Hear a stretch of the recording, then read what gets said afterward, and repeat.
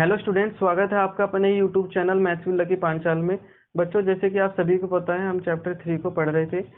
उस चैप्टर में आपकी मैंने शुरू में ही वीडियो में बता दिया था कि 6 एक्सरसाइज है, जिसमें आपकी फर्स्ट एक्सरसाइज, सेकंड और थर्ड आपकी कंप्लीट हो गई है। अब हम बात करते हैं आपकी पॉइंट 4 एक्सरसाइज की, पॉइंट 5 और पॉइंट 6 की। पॉइंट 4 में आपका जो 30% सिलेबस सीबीएसई ने रिडक्शन किया है, उसमें आपकी पॉइंट 4 एक्सरसाइज आती है, यानी कि अब आपको वो एक्सरसाइज नहीं पढ़नी है। मैं आपको बता देता हूँ कि पॉइंट 4 एक्सरसाइज में आपका क्रॉस मल्टीप्लिकेशन मेथड है, वो आपका कट आउट हो गया है। ठीक है, तो आपको 3.4 एक्सरसाइज केवल उसी पर बेस्ड थी और कोई क्वेश्चन उसमें इंक्लूड नहीं थे अदर टॉपिक्स के। तो आपको इस तरीके से 3.4 एक्सरसाइज अब नहीं पढ़नी है। अब बात आती है आपकी 3.5 एक्सरसाइज में 3.5 एक्सरसाइज की। उसमें दिया है आपका कंसिस्टेंट और इनकंसिस्टेंट। कंसिस्टेंट और इनकंसिस्टेंट जो आपका कंसेप्ट है, वो मैंने आपको 3.2 एक्सरसाइज में ही बता दिया था। तो इसको अब आपको दोबारा से पढ़ने की कोई ज़रूरत नहीं है, यानी कि जब आप 3.2 को अच्छे से पढ़ लोगे तो 3.5 खुद ही आपकी समझ में आ जाएगी। अब बात आती है आपकी 3.6 एक्सरसाइज की। 3.6 एक्सरसाइज में जैसे आप क्वेश्चन देख रहे हो, इस तरीके से आपको क्वेश्चन मिलेंगे। इनको बोलते हैं वर्ड्स प्रॉब्लम या फिर आप लैंग्वेज प्रॉब्लम बोल सकते हो। इनमें क्या होता है, मैं शुरू में ही आपको थोड़ा सा आइडिया दे देता हूँ। आपको लैंग्वेज प्रॉब्लम मिलेगी या फिर आप वर्ड्स प्रॉब्लम कह सकते हो। इस तरीके से आपको क्वेश्चन मिलेंगे। आपको एक्स और वाई की फॉर्म में उनको डिनोट करना है। इक्वेशन बनेगी, 2 इक्वेशन बनेगी एक्स और वाई में, और जो आपका क्वेश्चन अब बनेगा एक्स और वाई में, जो आपने पढ़ा है शुरू में ही, उसमें आपका ट्रांसफर हो जाएगा। ठीक है, यानी कि एल्जेब्रिकली है। एल्जेब्रिकली का मतलब ये है कि आपको 2 इक्वेशन बनानी पड़ेगी। अब जो आपकी 2 इक्वेशन बन गई है, उसको आप ज्योमेट्रिकली कैसे रिप्रेजेंट करते हो, मैंने आपको अच्छे से ही पहली एक्सरसाइज में बता दिया है। यानी कि इससे पहली जो मेरी वीडियो थी, उसमें मैंने आपको केवल ज्योमेट्रिकली, एल्जेब्रिकली सारे मेथड अच्छे से समझाए हैं। तो ये क्वेश्चन कुछ भी नहीं है, बस आपको लैंग्वेज प्रॉब्लम अच्छे से ध्यान से समझना है। तो आइए अब हम शुरुआत करते हैं अब आपकी वर्ड्स प्रॉब्लम में। मैं आपको बताऊंगा कि किस तरीके से आपको अप्रोच लगाना है। ठीक है, तो ध्यान से देखना, बड़ा ही इंटरेस्टिंग टॉपिक है और इस तरीके के क्वेश्चन आपको जरूर मिलते हैं पेपर में, तो ध्यान से देखना। ठीक है, डरने की कोई ज़रूरत नहीं है। मैं आपको अच्छे से एक एक क्वेश्चन कराऊंगा। लगभग आपको 10-12 क्वेश्चन मिलेंगे इस चैनल से, तो आप काफ़ी कुछ सीख पाओगे। ठीक है, ये सब आपके एनसीईआरटी है। ठीक है, एनसीईआरटी की क्वेश्चन है ये आपकी। आइए अब हम शुरुआत करते हैं अपने पहले क्वेश्चन की। इसमें क्या गिवन है, ध्यान से देखना। इसने बताया the cost of 2 kg of apples and 1 kg of grapes on a day was found to be ₹160। इसने ये कहा कि किसी दिन जो कॉस्ट है 2 किलो एप्पल्स की, यानी कि सेब की, और 1 किलो ग्रेप्स यानी कि 1 किलो अंगूर की, वो 160 गिवन है। यानी कि जब आप मार्केट में जाते हो तो आपका 160 रुपये खर्च होता है यदि आप 2 किलो सेब और 1 किलो अंगूर खरीदते हो। अब उसने बताया यदि आप 1 महीने बाद जाते हो, after a month, the cost of 4 kg of apples and 2 kg of grapes is ₹300। यदि आप उन्हीं एप्पल्स को या फिर उन्हीं ग्रेप्स को लेने जाते हो बाजार में 1 महीने के बाद, तो आपका जो अमाउंट है वो बढ़ जाता है।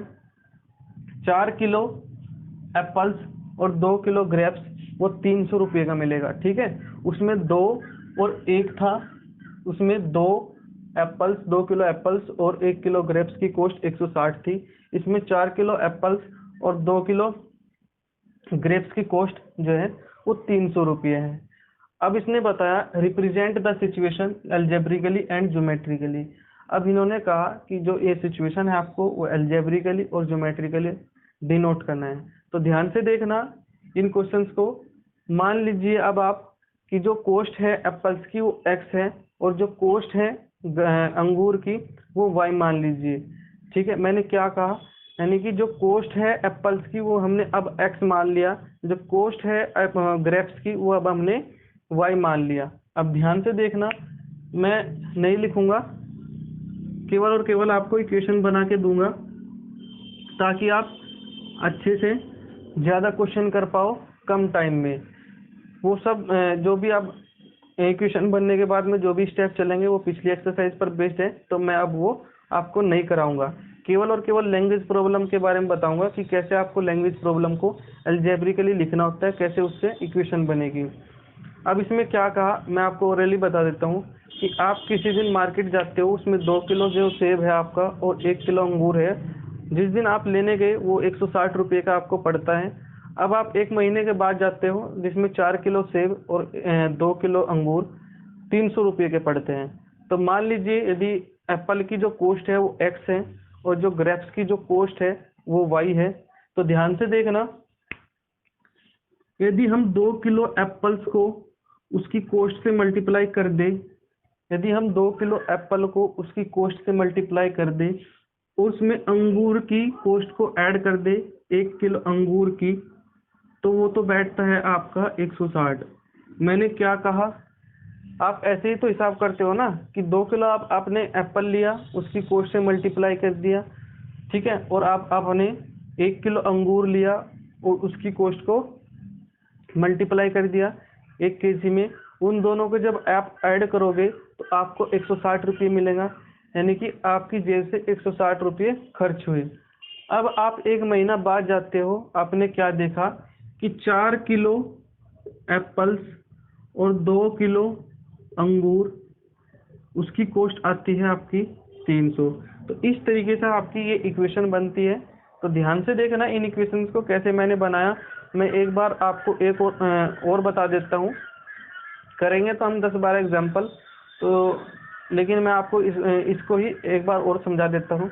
आप बाजार में गए जिसमें कि आपका 2 किलो आपने एप्पल्स खरीदा, 1 किलो ग्रेप्स खरीदा, तब तो आपका 160 रुपया खर्च हुआ। लेकिन जब आप 1 महीना बाद जाते हो तो आपने 4 किलो तो एप्पल्स खरीदे, 2 किलो आपने अंगूर खरीदा, तो वो पड़ता है आपको 300 रुपये का, ठीक है, वो आपको पड़ता है 300 रुपये का। तो 2 किलो को जब हम उसकी कॉस्ट से मल्टीप्लाई करेंगे सेब की और ऐड कर देंगे 1 किलो अंगूर की कॉस्ट में, तो आपका 160 रुपये का खर्च हुआ। इसी तरीके से जब आप 4 किलो सेब को उसकी कॉस्ट से मल्टीप्लाई करोगे और ऐड कर दोगे 2 किलो अंगूर की कॉस्ट से, ठीक है, तो आपको 300 रुपये मिलेगा। तो इस तरीके से आपको ये जो इक्वेशन है, इक्वेशन फर्स्ट और इक्वेशन सेकंड आपको मिल गई है। अब आपको सेम अप्रोच लगानी है जो आप पहले करते थे, वो मैं आपको नहीं बताऊंगा क्योंकि ये आपकी लैंग्वेज प्रॉब्लम है, इसमें और कुछ नहीं है। जो बच्चा ये इस लैंग्वेज से, इस वर्ड प्रॉब्लम से ये निकालना जान गया और पिछला मेथड आपको याद है कैसे अपने अप्रोच लगाना है, तो उसमें उसको कोई डिफिकल्टी नहीं मिलेगी क्वेश्चन को करने में। अब आपकी बात आती है यहाँ पर इस क्वेश्चन की, तो ध्यान से देखना। मान लीजिए इसको मैं रब कर देता हूँ।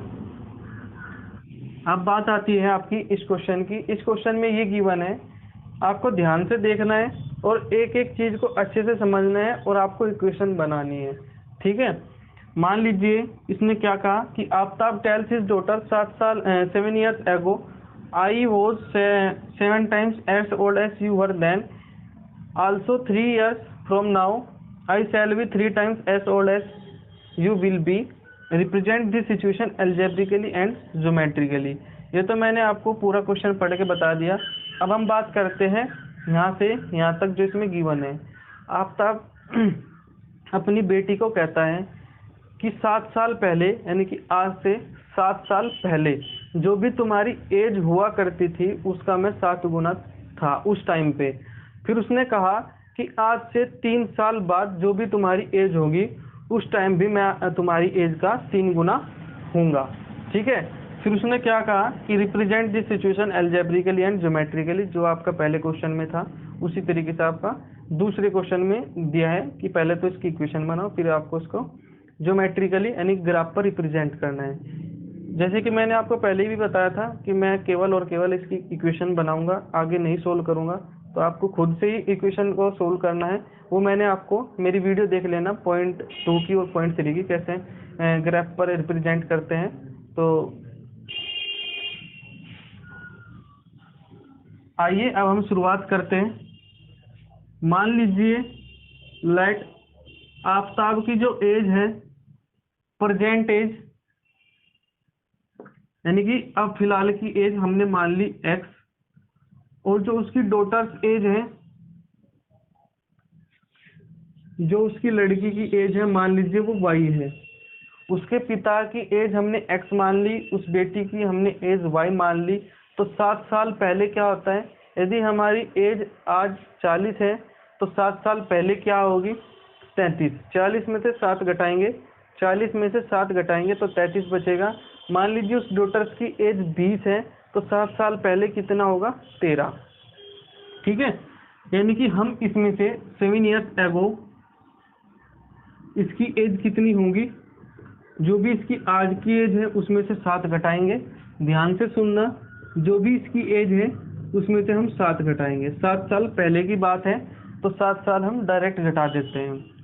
अब उसने क्या कहा कि 7 साल पहले जो मेरी एज थी वो तुम्हारी एज की 7 टाइम्स हुआ करती थी, वो तुम्हारी एज की 7 टाइम्स हुआ करती थी। तो इस तरीके से आपकी ये इक्वेशन बन गई। अब उसने क्या कहा कि 3 years from now, 3 years from now, यानी कि जो भी हमारी अब प्रेजेंट एज है उस प्रेजेंट एज का 3 साल बाद, यानी कि यदि हमने इसकी 40 एज मानी थी तो 43 जब हमारी उम्र होगी उस टाइम पर हम कह सकते हैं x+3। इसी तरीके से हम कह सकते हैं y+3। इसकी हमने एज वैसे ही आपको समझाने के लिए 20 मानी थी, यानी कि जब ये 23 साल की होगी, जब ये 43 साल का होगा तो उस टाइम की बात है। आफ्ताब क्या कहता है कि 3 साल बाद जो मेरी एज है वो तुम्हारी एज का 3 गुना होगी, वो तुम्हारी एज का 3 गुना होगी। ठीक है, इस तरीके से आपको ये क्वेश्चंस करने होते हैं। एक तो आपकी ये इक्वेशन बन गई, दूसरी आपकी ये इक्वेशन बन गई। जब आप इसको सिंपल फॉर्म में करोगे तो x - 7 = 7y - 49। तो आपकी जो इक्वेशन बनेगी x - 7y, और जब ये प्लस जाएगा तो 49 में से जब 7 जाएंगे तो 42 होगा। तो इस तरीके से ये इक्वेशन बन जाएगी आपकी। मान लीजिए ये थर्ड इक्वेशन है। आप कितनी भी इक्वेशन बना सकते हो, उससे कोई आपका मतलब सॉल्यूशन पर कोई फर्क नहीं पड़ेगा। ठीक है, इसी तरीके से इस इक्वेशन को जब आप सोल्व करोगे x + x - 3y, 3 3 9 होगा, जब ये इधर जाएगा माइनस में तो -6 होगा। तो इस तरीके से 0, ये आपकी फोर्थ इक्वेशन बनेगी। अब आपके पास में 2 इक्वेशन है, या तो आप ये दोनों ले सकते हो, इसी से ही आपका ये इक्वेशन बना है। इस इक्वेशन से सोल्व करोगे तो आपको आसान लगेगा। इसमें आपको क्या करना होता है वो मैंने आपको पॉइंट 2 और पॉइंट 3 एक्सरसाइज में अच्छे से करा दिया है। मेरा यहाँ पर इस एक्सरसाइज में केवल यही मोटिव है कि आपको ज़्यादा से ज़्यादा लैंग्वेज प्रॉब्लम मैं आपको बता सकूँ, कैसे आप उसको इस फॉर्म में कन्वर्ट कर सकते हो, कैसे आप लैंग्वेज प्रॉब्लम को इक्वेशन में बदल सकते हो। ठीक है, इस क्वेश्चन को मैं आपको एक बार और बता देता हूँ। आफ्ताब अपनी बेटी से कहता है कि 7 साल पहले मैं तुम्हारी एज का 7 गुना हुआ करता था। फिर उसने कहा कि आज से 3 साल बाद मैं तुम्हारी एज का 3 गुना होऊंगा। ठीक है, आइए अब हम आगे बढ़ते हैं। जो ये क्वेश्चन है आपका वो नंबर्स के बारे में है। इससे पहले आपको एक कंसेप्ट है छोटा सा, वो पढ़ना होगा, तो ध्यान से देखना। यदि आपको 1 डिजिट नंबर बताना पड़े किसी को, या फिर आपको 2 डिजिट नंबर बताना पड़े, 3 डिजिट नंबर, तो मैं आपको इस वीडियो में क्लियर कर दूंगा। 1 डिजिट नंबर का मतलब होता है एक संख्या का नंबर। एक संख्या का नंबर आपके 1 to 9 होते हैं। यदि आपको 2 डिजिट नंबर बताना पड़े तो 10 to 99 होता है आपको। यदि आपको 3 डिजिट नंबर बताना पड़े तो 100 to 999, यानी कि 3 संख्या वाले 3 डिजिट नंबर, 2 डिजिट वाले 2 डिजिट नंबर वाले 2 संख्या वाले नंबर, और 1 डिजिट वाले 1 संख्या वाले नंबर जिसमें एक नंबर आए। ठीक है, यहाँ पर आपको दिया है 2 डिजिट नंबर, यानी कि 10 to 99 आपको गिवन मिलेगा। 10 से 99 वाले नंबर के बीच की बात हो रही है। ठीक है, तो आपको ध्यान से देखना है। ये कहा है इसने the sum of the digits of a 2 digit number, वो 15 है। यानी यदि आपके पास में 2 डिजिट नंबर का सम है, वो आपको 15 गिवन है। मान लीजिए आपको 8 और 7 है, तो इसका सम 15 है, यानी कि सेटिस्फाई कर रहे हैं। और भी तो हो सकता है, 7 और 8 हो सकता है, 9 और 6 हो सकता है, वो आपका कंफर्म नहीं है। तो हम मान लेते हैं, मान लीजिए हमारे पास में 87 ही है, तो जो आपकी यूनिट डिजिट होगी उसको मान लीजिए आपने x माना, जो आपकी 10th डिजिट होगी उसको आपने y माना। यदि हम इसको 2 डिजिट नंबर में लिखना चाहते हैं तो हम इसको कैसे लिख सकेंगे, ध्यान से देखना। यदि आपको 87 को यूनिट और 10th डिजिट में लिखना पड़े तो आप कैसे लिख सकते हो, 80 + 7, तभी तो 87 बनेगा, तभी तो 87 बनेगा। अब आप 80 को कैसे लिख सकते हो, 8 × 10, 7 आपका 7 ही चलेगा, 7 आपका 7 ही चलेगा। अब आप ध्यान से देखना, यदि आपका यहाँ पर 87 है तब भी आप 80 + 7 लिख सकते हो, यानी 8 × 10 + 7। कुछ भी आपका नंबर है, मान लीजिए 56, तब आप 5 × 10 + 6 लिख सकते हो। यदि आपका 88 नंबर है तो 80 × 10 + 8 लिख सकते हो, 8 × 10 + 8 आप लिख सकते हो। कहने का मतलब ये है, जो आपका 10th डिजिट में होगा, जो आपका 10th डिजिट में होगा उसमें 10 की मल्टीप्लाई होगी, उसमें आपकी 10 की मल्टीप्लाई होगी। मान लीजिए आपकी 10th डिजिट है तो इसमें आपका 10 का मल्टीप्लाई होगा। तो हमने माना कि जो ओरिजिनल नंबर है आपका वो क्या होगा, 10y + x, 10y + x। मैंने ये कैसे लिख दिया, क्या आपकी समझ में आया क्या? मान लीजिए आपके पास में 47 नंबर है, मान लीजिए आपके पास में 47 कोई नंबर है। यदि आपको x और y को की फॉर्म में लिखना है तो आप कैसे लिखोगे, 40 + 7, 40 को आप कैसे लिखोगे, 4 × 10 + 7, यानी कि जो भी आपको 10th डिजिट में मिलेगा 4 7, यानी कि जो इसकी 10th डिजिट होगी वो आपकी 4 होगी, उसको आप 10 की मल्टीप्लाई में लिख सकते हो। ठीक है, 10 × y + x हमने क्या माना कि ये हमारा आपका ओरिजिनल नंबर है। अब आपको ध्यान से देखना है, ये तो मैंने आपको एग्जांपल आपकी अच्छे से समझ में आ जाए इसलिए आपको बताया है। ठीक है, the sum of the digits of a 2 digit number is 15। The number obtained by interchanging the digits exceeds the given number by 9। इसने क्या कहा, यदि हम इसकी डिजिट इंटरचेंज कर देते हैं, यानी कि यदि हमने 87 माना था, 87 को हमने 78 लिख दिया, 87 को हमने 78 लिख दिया। ये तो मैं आपको एग्जांपल बता रहा हूँ, हालांकि ये गलत चला जाएगा इस फॉर्मेट से। मान लो 56 और 65 है, ठीक है, 56 और 65 है। 56 आपका ओरिजिनल नंबर है, जब आप इसको उल्टा करके लिखोगे तो आपको 6 इधर आ जाएगा, 5 इधर जाएगा। जो इसकी यूनिट डिजिट थी उसकी 10th बनेगी, जो इसकी 10th थी वो इसकी यूनिट डिजिट बनेगी। जो आपके पास में नया नंबर आया इंटरचेंज करके डिजिट से, वो जो नंबर है वो 9 नंबर, यानी कि 9 संख्या बड़ा है, यानी कि वो जो ओरिजिनल नंबर है उससे 9 नंबर बड़ा है।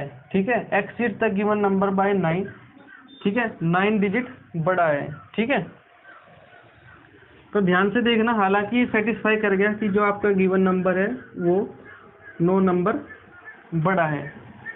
अब आपको ध्यान से देखना है, मैंने क्या कहा, उसकी यूनिट डिजिट 10th बनेगी, उसकी 10th डिजिट यूनिट बनेगी। तो जो आपका इंटरचेंज नंबर आएगा उसकी जो यूनिट डिजिट होगी वो y होगी, जो उसकी 10th डिजिट होगी वो उसकी x होगी। अब जो आपका ओरिजिनल नंबर हम लिख सकते हैं इसके हिसाब से, उसका 10th डिजिट 10 का मल्टीपल होगा और प्लस y। इसमें 10y + x था, इसमें 10x + y था। इसकी 10th डिजिट यहाँ पर यूनिट डिजिट बनेगी, इसकी यूनिट डिजिट यहाँ पर 10th डिजिट बनेगी। अब आपका इसमें कुछ नहीं रहा, केवल और केवल आपको ये जो आपका नंबर बना है वो 9 संख्या बड़ा है ओरिजिनल नंबर से, उसको हम कैसे लिखेंगे? यदि हम इसमें 9 जोड़ते हैं तो ये नंबर मिलेगा। हम ये भी कह सकते हैं यदि हम ओरिजिनल नंबर में 9 संख्या को जोड़ते हैं, 9 संख्या को ऐड करते हैं तो आपको ये नंबर मिलेगा। या फिर आप ये भी कह सकते हो यदि हम इसमें से 9 नंबर घटाते हैं, 9 को घटाते हैं तो आपको ये मिलेगा। तो ध्यान से देखना, मैं इसको रब कर देता हूँ, ठीक है। जो आपका ओरिजिनल नंबर है 10y + x, यदि हम इसमें 9 ऐड करते हैं तो आपको ये मिलेगा, ठीक है, आपको ये मिलेगा। इस तरीके से आपकी ये इक्वेशन बन गई है। इसको सोल्व करना, आपको वो नंबर भी मिल जाएगा। यही बताना था उसमें कि फाइंड द नंबर, आपको नंबर बताना था, ग्राफ पर प्लॉट नहीं करना था, ठीक है। इस तरीके से आपको ये इक्वेशन सोल्व करोगे तो आपको नंबर भी मिल जाएगा, ठीक है। मैं आपको इस क्वेश्चन को एक और बार समझा देता हूँ। मान लीजिए उसकी जो यूनिट डिजिट है वो x है और 10th डिजिट हमने y मान लिया। मैंने आपको ये भी अच्छे से क्लियर कर दिया कि जो 10th डिजिट होती है वो 10 का मल्टीपल होती है। तो सबसे पहले जो इक्वेशन बनेगी आपकी वो 10y + x फॉर्म में होगी। जो आपकी इंटरचेंज बनेगी वो उसका उल्टा होगी, 10x + y होगी। जो आपका इंटरचेंज करके नंबर आया, पहले नंबर से 9 संख्या बड़ा था, वो हमने ऐसे लिख दिया है, ठीक है। इस तरीके से क्वेश्चन होते हैं। अब आपकी बात करते हैं हम नेक्स्ट क्वेश्चन की, क्वेश्चन 4 के बारे में। क्वेश्चन 4, ठीक है। तो आप सभी ने देख लिया होगा कि इन क्वेश्चन में होता कुछ नहीं है, केवल और केवल आपको ध्यान रखना है कि जो हम इक्वेशन बनाने जा रहे हैं क्या वो ठीक है। यदि वो ठीक है और आपके पॉइंट 2 और पॉइंट 3 के कंसेप्ट मजबूत है तो आपको कोई भी नंबर आपके नहीं काट सकता। अब आपके आते हैं क्वेश्चन फ्रैक्शन के बारे में। फ्रैक्शन आप सभी ने देखा होगा कि फ्रैक्शन क्या होता है। फ्रैक्शन अपोन की फॉर्म में होता है। मान लीजिए 9/11, 5/6, यानी कि इस तरीके से जो आपके नंबर लिखे होंगे अपोन में, ठीक है, इस डंडे से ऊपर नंबर, इस डंडे से नीचे नंबर, जो इस तरीके के यदि आपके फॉर्म में होते हैं तो उनको हम फ्रैक्शन में कह सकते हैं कि ये नंबर आपके फ्रैक्शन में है। ये क्वेश्चन आपका फ्रैक्शन में है। इसने कहा कि एक number a fraction becomes 9/11 if 2 is added to both the numerator and denominator. मान लीजिए उसका न्यूमरेटर आपका x है और आपका डिनोमिनेटर y है। यदि 2 जो है न्यूमरेटर में भी ऐड करते हैं और 2 जो है आपका डिनोमिनेटर में भी ऐड करते हैं तो जो आपका वो फ्रैक्शन होगा वो 9/11 हो जाएगा। हम इसको कैसा लिख सकते हैं, ध्यान से देखना। यदि हमारे पास में हमने क्या माना कि न्यूमरेटर x है और डिनोमिनेटर y है, यदि हम इसको फ्रैक्शन में लिखना चाहें तो x/y लिख सकते हैं, क्योंकि इससे ऊपर वाला न्यूमरेटर होता है और इससे नीचे वाला आपका डिनोमिनेटर होता है। यदि हम न्यूमरेटर में भी 2 ऐड करते हैं और डिनोमिनेटर में भी 2 ऐड करते हैं तो हमें क्या मिलेगा, 9/11। ये आपकी फर्स्ट इक्वेशन है। अब आपकी सेकंड इक्वेशन आती है, यदि 3 is added to both the numerator and denominator तो बिकम्स होता है 5/6। यदि इसी में ही आपका दूसरी कंडीशन उसने लिख दिया, यदि हम इसमें भी 3 ऐड करते हैं और इसमें भी 3 ऐड करते हैं तो ये जो है आपका जो फ्रैक्शन होगा वो 5/6 हो जाएगा। तो इस तरीके से आपकी 2 इक्वेशन बनेगी। इसको सोल्व कर लेना अच्छे से, x और y आपको अलग अलग मिल जाएगा, ठीक है। इसमें क्या कहा, यदि आपके पास में कोई फ्रैक्शन है उसमें 2 ऐड करते हैं तो 9/11 हो जाता है। यदि आप दोनों में न्यूमरेटर और डिनोमिनेटर में 3 ऐड करते हो तो आपका 5/6 हो जाएगा। हमने क्या करा इस क्वेश्चन में, एक बार और समझ लेते हैं। मान लीजिए आपका न्यूमरेटर x है और डिनोमिनेटर आपका y है। न्यूमरेटर में भी आपको 2 ऐड करना है और डिनोमिनेटर में भी आपको 2 ऐड करना है, तो उस कंडीशन में तो हो जाएगा आपका 9/11। और जो आपकी दूसरी कंडीशन है, यदि आप न्यूमरेटर में 3 ऐड करते हो, डिनोमिनेटर में 3 ऐड करते हो तो आपका जो फ्रैक्शन है वो 5/6 हो जाएगा। इस तरीके से ये क्वेश्चन आते हैं आपके पेपर में, बड़े ही सिंपल होते हैं। केवल और केवल आपको लैंग्वेज को अच्छे से समझना है। यदि आप 20-25 क्वेश्चन आप घर से ही करके चले जाओगे इस तरीके के क्वेश्चन के, केवल और केवल आपको लैंग्वेज बनाना है, यानी कि आपको लैंग्वेज ही बनाना है। लैंग्वेज से अलजेब्रिकल मेथड में बनाना है, इक्वेशन बनानी है।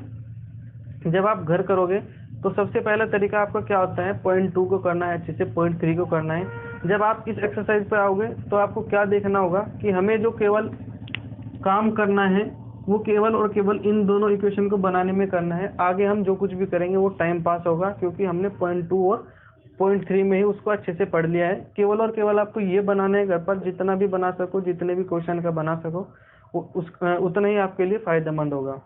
ठीक है, आपके पेपर में कोई सा भी क्वेश्चन आ जाए आप उसका बना सकोगे।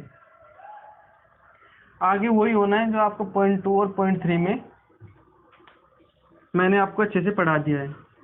तो जैसे आप पॉइंट 2 और पॉइंट 3 मेरे चैनल से पढ़ोगे तो आपको कोई भी क्वेश्चन ऐसा नहीं मिलेगा जो आप ना कर सको। आइए अब हम आगे बढ़ते हैं। क्या लिखा है यहाँ पर, the coach of a cricket team buys 7 bats and 6 balls for rupees 3800। Later he buys 3 bats and 5 balls for rupees 1750। Find the cost of each bat and each ball. मेरा जो ये कराने का मतलब है वो टाइम पास नहीं है, ठीक है। केवल और केवल यही मोटिव है आपको कि ज़्यादा से ज़्यादा मैं आपको क्वेश्चंस को दिखा सकूं कि किस किस तरीके से आपकी लैंग्वेज प्रॉब्लम बन सकती है, ठीक है। इस क्वेश्चन में ये गिवन है कि 7 बैट और 6 बॉल की जो कॉस्ट है वो 3800 है। उसने फिर जो है 3 बैट और 5 बॉल खरीदा, वो उसको 1750 का पड़ा। तो आपको एक एक बैट की और एक बॉल की कॉस्ट बतानी है सेपरेटली, ठीक है। तो इन क्वेश्चंस में भी वही है। मान लीजिए बैट जो है वो x रुपीज का था और जो बॉल है वो y रुपीज की थी। तो जब हम 7 से गुना करेंगे x को तो 7 बैट का कॉस्ट आएगा। जब हम 6 को गुना करेंगे y से तो 6 बॉल का कॉस्ट आएगा। उन दोनों की कॉस्ट को जब हम ऐड करेंगे तो आपका जो सम आएगा वो आपका 3800 आएगा। इसी तरीके से जब हम 3 बैट की कॉस्ट को ऐड करेंगे 5 बॉल की कॉस्ट में तो आपका 1750 आ जाएगा। कैसे, ध्यान से देखना। मान लीजिए बैट जो है वो उसकी जो कॉस्ट है वो x है 1 बैट की। इसी तरीके से एक बॉल की मान लीजिए कॉस्ट जो है वो y है। तो जो पहली कंडीशन है कि 7 बैट यानी कि 7 गुना x, 6 बॉल यानी 6 गुना y, जब हम इन दोनों की कॉस्ट को ऐड कर देंगे तो आपको क्या मिलेगा, 3800। एक इक्वेशन ये आ गई आपके पास में। अब जो दूसरी इक्वेशन है, 3 बैट है आपके पास में और आपके पास में 5 बॉल है, उनकी कॉस्ट है 1750। उनकी क्या कॉस्ट है, 1750। जब आप 3 बैट की कॉस्ट को ऐड करोगे 5 बॉल की कॉस्ट में तो आपको 1750 मिलेगा। इसी तरीके से आपका पहला इक्वेशन बन गया, यहाँ पर आपका सेकंड इक्वेशन बन गया। इन दोनों इक्वेशन को सोल्व करना, 2 इक्वेशन है 2 वेरिएबल है, आसानी से सोल्व हो जाएंगे, ठीक है। जितना भी आपको मेथड पता है वो सब लगा देना यहाँ पर, ठीक है। एक्स की भी वैल्यू आएगी, वाई की भी वैल्यू आएगी, ठीक है, फिनाइट वैल्यू आएगी, ठीक है। अब आपकी बात आती है यहाँ पर नीचे वाले क्वेश्चन की। मैं इसको रफ कर देता हूँ। मैं आपको सोल्व आगे क्यों नहीं करा रहा हूँ, इसके पीछे भी बहुत बड़ा मोटिव है। क्या है मोटिव, ताकि आपको ये समझ में आ जाए। इस तरीके का क्वेश्चन हमारे एग्जाम में आते हैं, ठीक है, ये आपको समझ में आ जाए। यदि मैं आपको एक क्वेश्चन कराने लग जाऊं तो 7-8 मिनट उसमें ही हो जाएगी। ग्राफ बनाऊंगा, उसको सोल्व करूंगा, आपको ज़्यादा क्वेश्चन नहीं मिलेंगे, ठीक है। वीडियो लंबा भी हो जाएगा, 5-6 वीडियो बनेंगे, आपका यहाँ पर 2 वीडियो में काम हो जाएगा। और जो मेन है वो आपको इसी वीडियोस के थ्रू आपको मिल जाया करेगा, यानी कि मिल जाएगा। यहाँ पर बता है 4 चेयर और 3 टेबल की कॉस्ट 2100, 5 चेयर और 2 टेबल की कॉस्ट 1750। वही है, मान लीजिए एक चेयर की कॉस्ट जो है वो x है और एक टेबल की कॉस्ट जो है आपको y मान लेना है, लेट करना है। ये आपको लैंग्वेज में लिखना है, वो आप बुक में देख लेना। मैं केवल और केवल आपको ये बता रहा हूँ कि ये जो इक्वेशन बनती है वो कैसे बनती है, किस तरीके से आपको अप्रोच लगाना होता है। तो 4 चेयर है, यानी कि 4 को जब हम एक सिंगल चेयर की कॉस्ट से मल्टीप्लाई करेंगे तो 4 चेयर का कॉस्ट आ जाएगा, ठीक है। इसी तरीके से 3 टेबल है, 3y है, क्या मिलेगा, 2100। इसी तरीके से 5 चेयर है, 5 चेयर है आपका और आपकी 2 टेबल है, क्या मिलेगा आपको, 1750। इसको इक्वेशन फर्स्ट मान लेना है, इसको इक्वेशन सेकंड मान लेना। अब मैं आपको एक और बात अच्छे से बता देना चाहता हूँ, आपको x मानना है y मानना है, ये कोई कंपलसरी नहीं है। केवल और केवल आपके 10th क्लास में x और y को ही मानकर चलना होता है, तो यहाँ पर आप x और y मानकर चल सकते हो। लेकिन पेपर में ऐसा कुछ कंपलसरी नहीं है, a मान सकते हो, b मान सकते हो, m मान सकते हो, n मान सकते हो। लेकिन आपको केवल ये ध्यान रखना है कि 2 डिफरेंट वेरिएबल मानना है, ठीक है, क्योंकि ये आपका रिप्रेजेंट करेगा चेयर को और दूसरा वेरिएबल रिप्रेजेंट करेगा टेबल को। आपको शुरू में ही लिख देना है कि आपको x को क्या माना है, आपने y को क्या माना है, या इससे डिफरेंट जो भी आप लेना चाहते हो वो भी आप लिख सकते हो शुरू में ही। ये मत करना शुरू में आपने कुछ और माना और इक्वेशन आपने x और y में बना दिया, वो आपका गलत हो जाएगा। जो आपने पहले माना है चेयर को, जो आपने पहले माना है टेबल को, उसमें आपको इक्वेशन बनानी होती है। यदि आप चेयर को C से रिप्रेजेंट करते हो, टेबल को T से रिप्रेजेंट करते हो, तो वो भी सही है, कोई आपका मार्क्स नहीं कटेगा, चाहे बोर्ड में हो या फिर आपका यानी जो आपके स्कूल में पेपर होते हैं उसमें हो। केवल और केवल आपका आंसर मैटर करता है, ठीक है, सॉल्यूशन मेथड आपका मैटर करता है। x और y वेरिएबल आपके मैटर नहीं करते, कुछ भी आप मान सकते हो। 26 लेटर होते हैं ABCD, ठीक है, आपके अल्फाबेट में, उसमें से आप कोई भी 2 पिक कर लेना जो आपको अच्छा लगे, वो भी उसको मान लेना, उसमें इक्वेशन बनाना आपने, अब आपको सोल्व करना है। तो इस वीडियो में अब हम यही यहाँ तक ही करेंगे, ठीक है। आगे जो वीडियो होगा उसमें भी मैं आपको 7-8 क्वेश्चन कराऊंगा, तो ध्यान से देखना इन क्वेश्चन को, और जैसा भी लगे वो बताना कमेंट में। तो थैंक यू, ठीक है।